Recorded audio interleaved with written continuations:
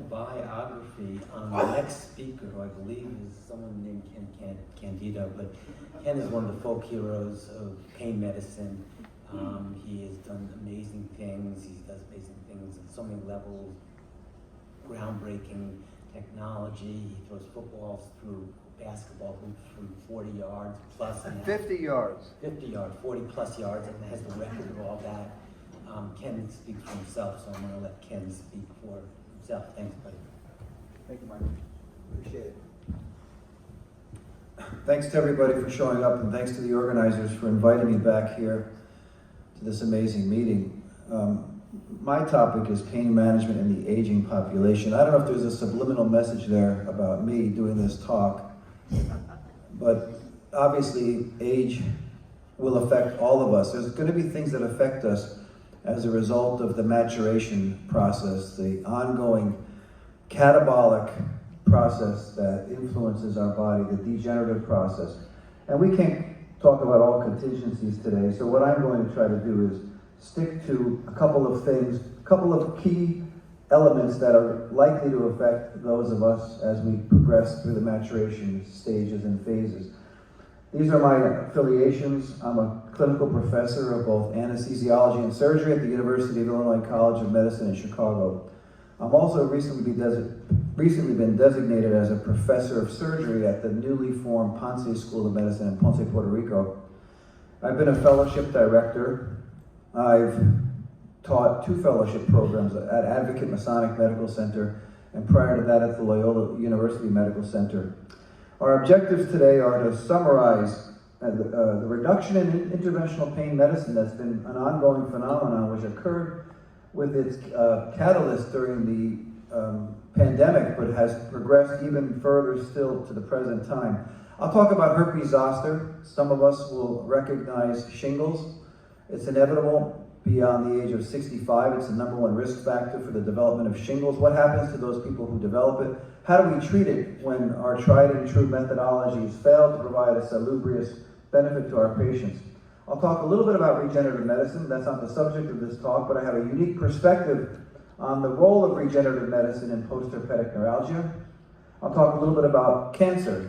The things that we have to worry about with aging, besides shingles, are cancer and degeneration, aren't they? And we can't talk about every type of cancer, but I have a significant interest in pancreatic cancer. It's the 3rd or 4th leading cause of cancer-related death in this country, and age is a primary reason for why individuals develop pancreatic cancer. And I'll talk about the degeneration that occurs with aging as well. If you look at some of these papers, they're really sobering, and Mangiaconti and ASIP has published a whole series of papers on the reduction of interventional pain. They do longitudinal analyses and look at what's happened to regenerative medicine, and a lot of that is outside of our control. In fact, all of it is outside of our control. It started with the pandemic. There was a reduction in utilization of interventional pain by 18.7% in the Medicare population from the year 2000 to 2020, an 18.7% reduction. And then you may have said, well, after the pandemic, what happened? Well, now there's a 28.9% reduction or decline in the utilization of interventional pain management in Medicare beneficiaries.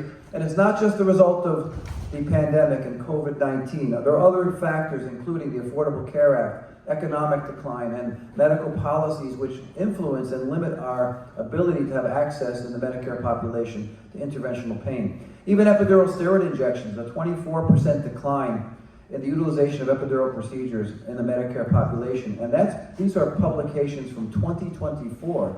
So there hasn't been a resurgence in the utilization of interventional pain. There's been an ongoing declination in our ability to have access, and our patients have access to interventional pain procedures.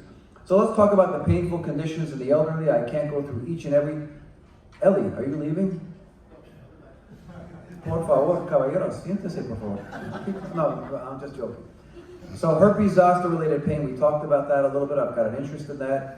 I had shingles one time at the age of 50, believe it or not, on a flight from Chicago to San Diego, going to the ASRA meeting. I started to have itching on my backside, and I got to the hotel, and I looked, and I was under a tremendous stress at the time. I just became the chairman of an anesthesia department with a training program, and I had no risk factors. I had no long-term medical conditions whatsoever. And it's something which is very humbling if you've ever got it. And gratefully, I was able to take Valtrex immediately and did not develop post-herpetic neuralgia. But if you've ever seen this and your patients have this, you can recognize what a debilitating condition this is.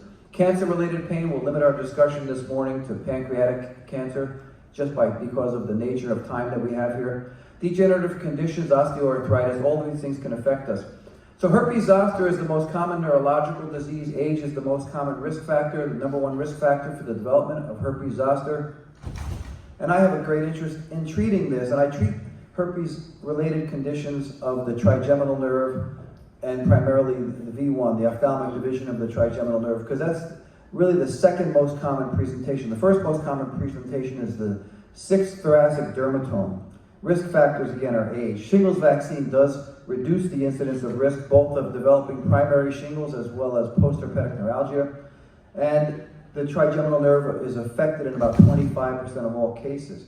Now, if you look at how you treat this, well, obviously we've got medical management. You've got to do an antiviral immediately or within the immediacy of the person developing it to try to minimize the development of post-herpetic neuralgia. But what about those patients who go on to a protracted course? And that's a substantial proportion of patients who have herpes zoster-related pain. I do trigeminal nerve blocks. In fact, I'm probably the only person in the entire world who has a series of patients with trigeminal nerve blocks for post-herpetic neuralgia using allogenic mesenchymal stem cells. And I'll talk to you about that in just a moment. And how do we do that? How do we do our trigeminal blocks? Well, some people will advocate for the use of ultrasonography. This is a nice little paper published in Pain Physician a few years ago. It looked at about 70 patients over 4 years with an 84% success rate of using ultrasound. But when you use ultrasound and you block the trigeminal, the pterygopalatine fossa, you're only blocking the maxillary division of the trigeminal nerve. You're not blocking at the Gasserian ganglion, and nobody can do that. My dear friend Anton Nader at Northwestern, who's the director of regional anesthesia, and he's a pain physician as well, studied this phenomenon. He performed pulse radio frequency techniques for recalcitrant trigeminal neuralgia. And if you look at Tony's images, and I'm a big fan of Tony, he was my resident, he was my fellow, we've been colleagues together, you'll see that the images are what they are. And I have a great wealth of experience with ultrasonography. I would never, in my own personal experience, use ultrasonography for trigeminal neuralgia. And so what do I use? Well, I use CT scan imaging. And you might say, well, that subjects the patient to an inordinate amount of radiation exposure. It takes me less than 7 minutes to do a trigeminal nerve block using three-dimensional reconstruction of the trigeminal nerve at the base of the skull. 7 minutes is the average. And I started off not treating herpes zoster, which is the subject of this morning's discussion, or shingles. I had a 17-year-old patient with herpes simplex, which affected his ophthalmic division of the trigeminal nerve. And we brought him into the CT scanner. This is about 15 years ago. I call this an STP. Anyone know what STP is? Sphincter tightening procedure. If you've never done one of these procedures, you're about to stick a needle in someone's head and drive it towards the base of their skull, towards the Gasserian ganglion and the foramen ovale and Meckel's cave. It's a sphincter tightening procedure. So this was one that I did, and we published our results, and you see I'm about 3 centimeters lateral to the mouth, and I'm driving the needle towards the ipsilateral pupil under direct CT scan imaging, intermittent CT scan imaging, and it's phenomenal. This is a rostral view, and you can see if you follow the little needle, you'll see that I'm angling in this rostral view directly towards the foramen ovale, and there I am. And this is the first and only depiction ever published. We published this in Anesthesia Analgesia 2011 of all 3 divisions of the trigeminal nerve using some Omnipaque. I put a quarter of a cc of Omnipaque, and you see V1, V2, and V3. You will not see this with ultrasonography, and you clearly will not see this with fluoroscopic imaging. And there's the trigeminal nerve. We published this. This is now a sagittal view, again showing the 3 divisions of the trigeminal nerve and the foramen ovale. And then this is an axial view. Follow the needle up through the zygoma, beyond the zygoma, into the foramen ovale, and there's your trigeminal nerve. And we published papers on this. We published a couple of papers. This is one of our earlier publications on the use of allogenic, mesenchymal, umbilical cord-derived stem cells for recalcitrant trigeminal neuralgia. In this case, this was related to a malignancy. And we've now done 12 patients in my series. It's not a huge number, but it's more than anybody else in the world. We've had patients who failed Genettis procedure, microvascular decompression. They're at wit's end. They're addicted to narcotics. They have horrible, unremitting pain. And so this was a paper we published on a CT scan foramen ovale injection. I did these procedures overseas. I have a restricted medical license in the country of Mexico and an unrestricted medical license on the island of Antigua and throughout the Caribbean. So this is one of our techniques. This is a right-sided Gasserian ganglion block. You can see I'm doing it under CAT scan. And the beauty of doing it under CAT scan with three-dimensional reconstruction, if you look at the little blue straw, that's my 22 gauge, 3.5 inch Quinky type needle with a curve at the distal tip going directly into the foramen ovale. You cannot and will not see this with ultrasound guided techniques. You cannot and you will not see this with fluoroscopy. This is a left-sided procedure on a different patient. The red circle depicts the needle entering the foramen ovale. We do not use contrast because contrast denatures stem cells. I do not use contrast for PRP either. And as I stated, we're the only place in the entire world doing this. We've had 12 patients, 10 patients with 100% success, completely liberated off opioids, 2 patients who had significant scar tissue did not respond. This is, again, the left-sided technique. Look at the needle going directly into the FO. You will not see this using ultrasonography. You will not see this using fluoroscopy. Now, does that mean I haven't done fluoroscopy? No, I used to in my earlier parts of my career use an 8 French Fogarty catheter for a neuroplasty procedure for recalcitrant trigeminal neuralgia. The green circle depicts the foramen ovale. I'm entering using a submental vertex view. Here, you'll see my needle for entering the base of the skull, and now I'm inflating the Fogarty catheter. It has contrast inside of it. You can see that I'm doing a neuroplasty procedure. This was variably successful. About 30% of patients improved. Cancer-related pain. Again, I'm talking only about one type of cancer, pancreatic cancer. The mortality rate is substantial and remains very high. The 5-year survival is only 13%, and that's a doubling of what we saw in 2009. Patients die from pancreatic cancer. It's horribly, horribly painful. And age is the #1 factor in determining who will have pancreatic cancer. In fact, you're 6 times more likely to have pancreatic cancer beyond the age of 65 than you are below the age of 65. It's an adenocarcinoma in the vast majority of individuals, first described by an Italian named Morgagni in 1898. The first actually technique to address this was also performed by an Italian. I'll talk about that. There are almost 500,000 deaths in this country. In England, it's the 5th leading cause of cancer-related mortality. In this country, it's either 3rd or 4th, depending on which year you look at the statistics. Patients have horrible, excruciating back pain, abdominal pain. It's worse at night. If your patient has pain in the abdomen or pain in the back at night, think malignancy. And the first pancreatic duodenectomy was also done by an Italian in 1898 by Cottavilla. Our well-known Whipple procedure was done 90 years ago in this country. And again, the 5-year survival has doubled, but still is dismal. It's a horrible 13% going forward in contemporary times. Now, how do we do a celiac plexus or a splanchnic nerve block? Again, there's a lot of schools of thought. Ultrasonography has been utilized by our GI colleagues. I'm a fan, and I exclusively do these under CT scan imaging. There's a mass in the pancreas. Now, there's some data to support the use of CT scan imaging. This is a Cochrane database review over 20 years. You can see that using CT scan imaging for a celiac plexus block was associated with a reduction in pain and objectively was associated with an improvement in functionality and a reduction in opioid consumption. There's a nice paper here from Steve Cohen, who's now the director of pain at Northwestern University in my hometown of Chicago. 63 patients, celiac plexus block. They found an improvement in pain. That CT scan imaging was superior to the use of fluoroscopy, especially if small volumes of local anesthetic were utilized for the diagnostic purpose of the block. Another paper by Stephen Cohen and our own Sean Lee, who was here earlier in the morning. This is a prospective database. It looked at 220 consecutive patients, showing a success rate of 67% with the initial celiac plexus block. The sobering part of this study was that only in 29% of individuals, if you had to go back and do a repeat celiac plexus or splanchnic neurolysis, only 29% or half of the patients had improvement. And the duration of the improvement went from 3.5 months down to 1.6. So if you have to repeat the block, the statistics are not as good. This is a nice paper looking at endoscopically guided ultrasound utilized celiac plexus neurolysis.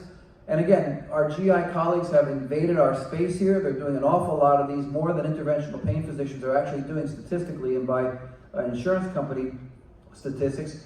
76% substantial improvement up to 2 to 3 months using the ultrasound guided technique. Side effects were those that we see whether we use ultrasound or whether we use CT scan imaging. Here's a series of 98 patients. Half the patients received conventional medical management, 49. Half the other patients, 49, received ultrasound-guided endoscopic-assisted celiac plexus neurolysis, and you can see that morphine consumption was reduced, pain was reduced for up to 3 months. Now, the factors that determine success or failure of your celiac plexus neurolysis include whether there's direct invasion of the celiac plexus. If there's direct invasion, according to these ultrasound studies, you have a less likelihood of success. Also, during the injection phase under direct visualization, if the medication, in this case absolute alcohol, 98%, stays to the left side of the celiac artery, you're less likely to have a successful outcome. Now, how do we mitigate that? So I've used fluoroscopy in the past. The limitations of fluoroscopy are well known to all of us in this audience. Here's a PA view, here's a lateral view. You have no concept of what you're looking at with fluoroscopy, which is why I transitioned exclusively to the use of CT scan imaging. You can see the aorta, the primary landmark for celiac plexus neurolysis. You can see the crust of the diaphragm, you can see the kidney, the liver, the pancreas. You can see everything with CT scan imaging. Once again, we're all concerned about radiation exposure. This takes me 10 minutes or less in patients doing a single needle left-sided approach. And I can also do an anterior approach to the patient who's had recent abdominal surgery who cannot lie on their belly. A discerning eye will see the surgical clips here in the abdomen from a patient who had an open and closed procedure when the tumor was found to be unresectable.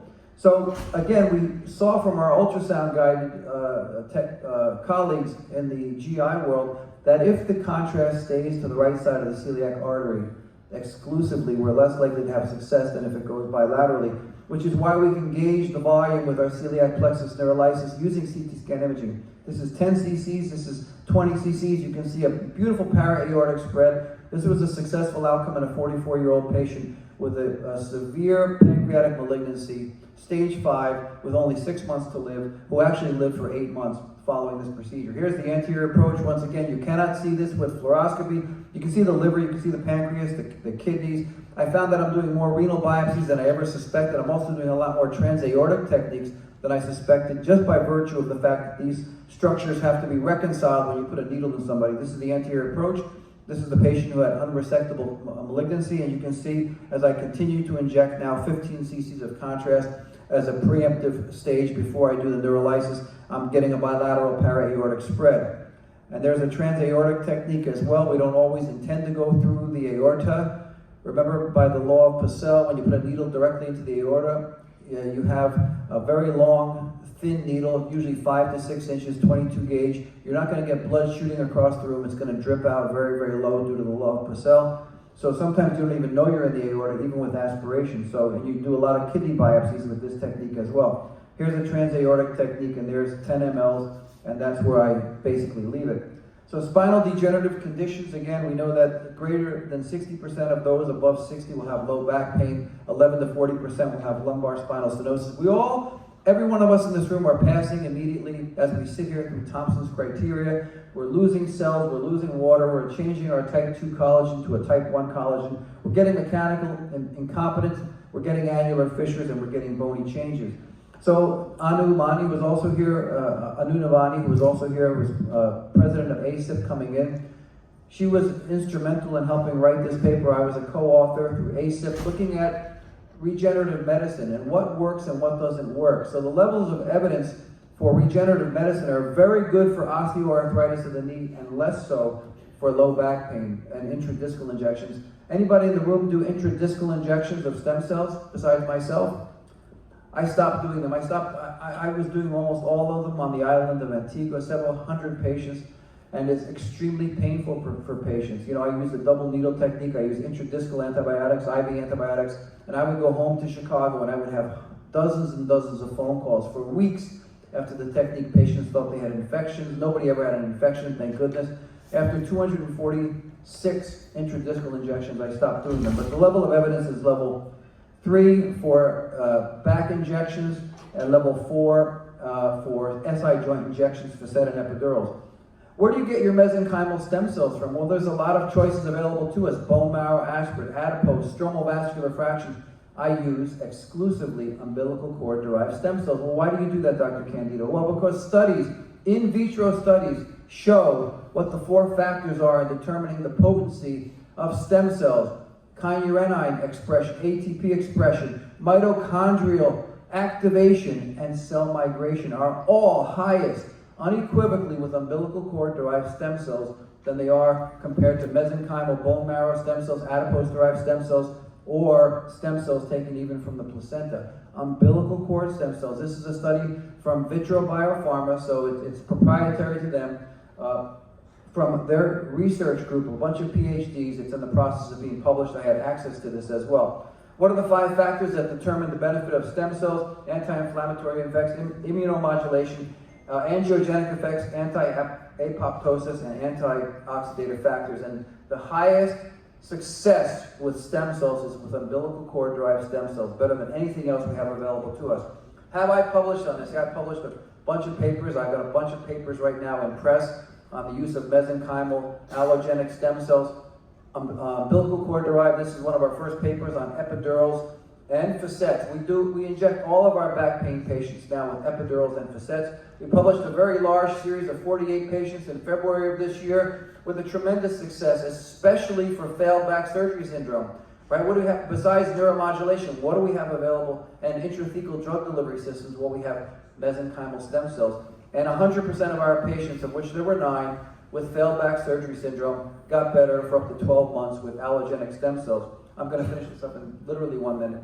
Final thing I want to talk about is osteoarthritis. Again, age is the #1 risk factor for the development of osteoarthritis. Osteoarthritis of the knee is level 2 evidence for the use of mesenchymal stem cells. The studies by Chris Centeno and others have shown us a high level of success with bone marrow-derived aspirin, hematopoietic, angiogenic, and osteogenic potentials. Bone marrow can heal a fracture. Bone marrow aspirin can heal a cartilage injury. And bone marrow to treat osteoarthritis has level 2 evidence in its favor, according to all statistics. This is a paper that we published, again, in ASIP in the journal Pain Physician. Finally, are there any adverse consequences of regenerative medicine? Well, there's always the concern of a malignancy. Actually, in a long 9-year study of 2,300 patients, there were only 7 malignancies that developed in patients who had received allogenic stem cells. So the risk is not higher in the general population for people who have and who have not received stem cells. And so I'm only about a minute over. And I thank you for your time and attention. Sorry for being a little bit verbose. Have a great rest of your meeting, and thank you again.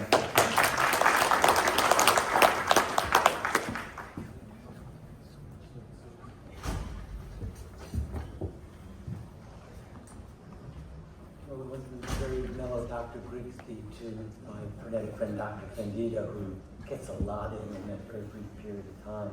Great job.